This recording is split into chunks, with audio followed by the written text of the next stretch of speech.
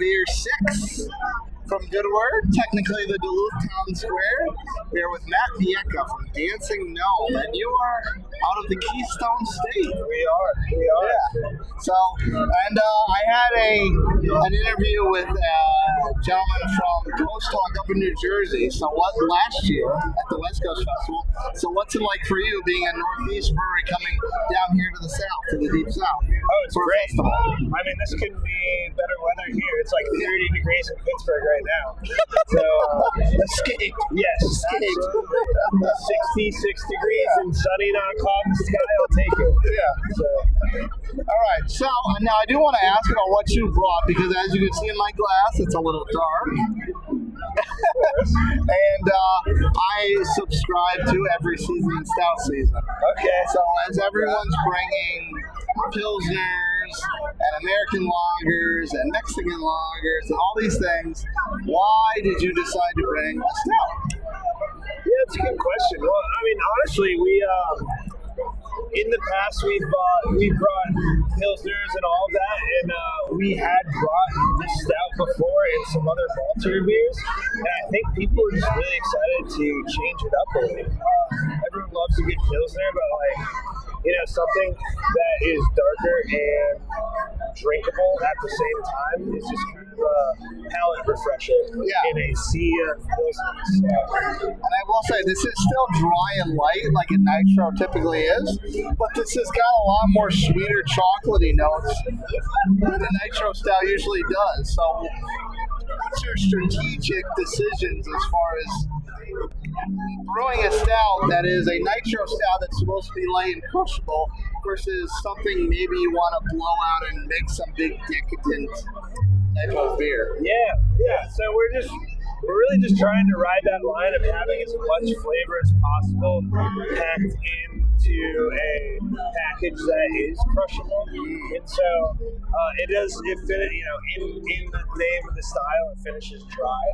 Yeah. So there's not a ton of residual sugar in there, but I also don't think that that means that it has to lack character and flavor.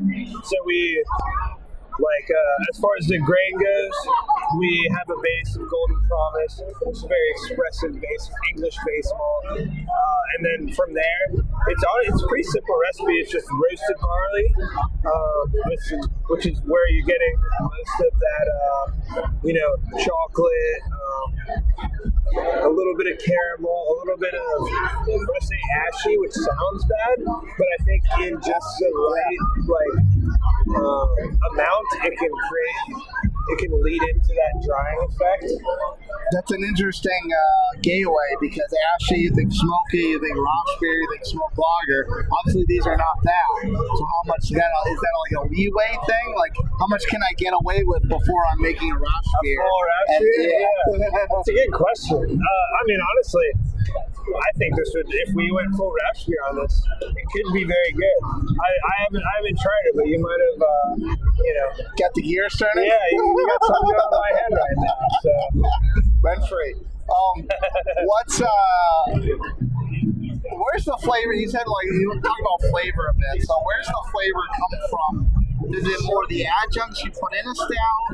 Is it the hops? Like which hops you giving you? Because people always associate hops to IPA, and every beer is hops, so they don't usually think of a stout akin to hops. Yeah. I mean, on this beer is the flavor that we are getting is almost 100% cream, and we do some hot side processes to kind of limit the astringency from the darker grains while being able to express some of those more desirable, roasted qualities. But pretty much, I think this is at its core an expression of English grain, and a little bit. We use a English yeast in here too, so some of those fruity notes that you get, some of the darker stone fruit maybe, a little plum will come from our house yeast. Is there a balance with plums? Because plums, figs, raisins. There's like dark fruit, barley wines, that sort of thing, and that can be a little polarizing. So, what's the strategy to use those type of dark fruits, but not have that polarizing dark fruit flavor? Yeah, well, I think that dark fruit flavor can come from oxidation a lot of times, and and so that is where, well, it's, I guess I should say, you can get those flavors from crystal malt and from darker grains, but you can also get them from aging in oxidation, and so both of those combined together can be overwhelming, and it can be out of balance. I traditionally, historically hate crystal malts because that's what turned me off to West Coast IPAs. Yeah. And then of the last, I don't know, 6-7 years or so, these West Coast IPAs that are super clear and not relying on that, that's what turned me back around to the style. So crystal malt can still work in something that's intended to be a bit darker.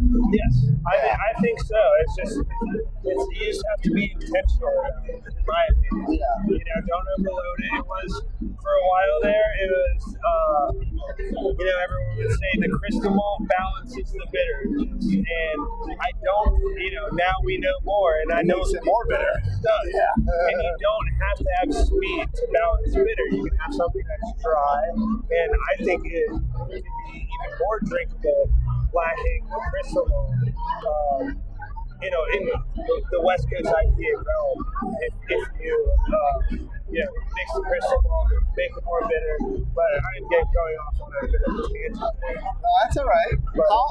Being that Little Beer 6 is a festival featuring light beers and crushable beers, at one point does a beer stop being crushable?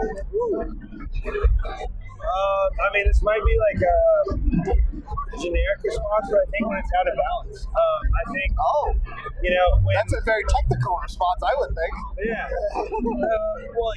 I guess you did ask about hops in this beer, and I didn't talk about those much, but they're there. There's just no hop character. But what they do provide is they provide bitterness to balance out that malt character. And so, if we really lowered the IBU on this, then I think this beer would be out of balance, even though it is drier and has that. I think it's just all these, we talk about recipe development, pulling levers. Yeah. It's like, we have this lever to balance out this malt and all that, and I think if you go out of spec from any of that, that's when you get a beer that is no longer sessionable. Is that a turnaround? Is that juxtaposed to like a turnaround time where you want to experiment a little bit and test research and hops and what if you do this to a beer, what is that going to do to the consumer product?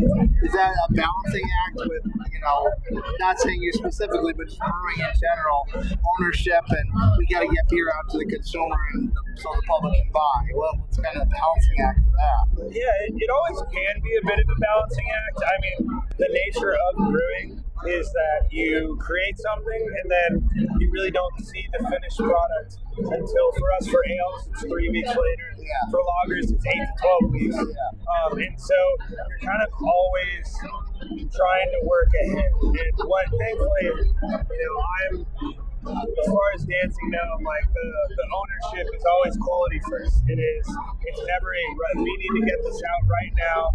Doesn't matter if it needs time. You will always give them the time.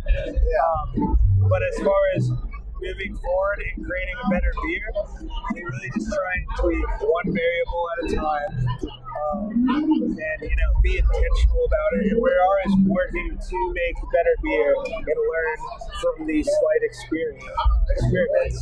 And so it is really just, I think, being intentional about it, going in, if you're changing something, going in and knowing what you are changing and knowing what you are hoping to get out of it, and testing your final product and seeing if that, what you actually completed your task. So, yeah. I love that, and I love that you brought a stout to a lager festival. Yeah. I do want to close on a somewhat of a silly question. Okay. How many lagers would it take for you to challenge a kangaroo to a fight? Oh, that is a silly and great question. That's why I asked. Yeah. give me a good 10. 10? Okay. I'm there. I'm not 10 and the brass balls are coming out. I'm not much of a fighter, so like you got to get some beer in me before I can take on a kangaroo. But everyone has their pint number to where they think they can accomplish that. So any particular type of lager? Like if I gave you 10 Mexican lagers, you say no. But if I gave you 10 Dortmunders, you say, oh yeah, I'm ready. Oh man, if when you're talking about drinking 10 lagers, period, you got to talk about crushability. And so give me 10 Hellers. 10 Hellers, Yeah. okay. 10 Hellers, this man will fight a kangaroo. There we go. Hold me to it. That's from Dancing Gnome. Cheers, Cheers. brothers. Thank you so much for joining me. It's a pleasure. Little Beer 6 from the Duluth Town Green, hosted by Good Word. Cheers, everyone. Yeah.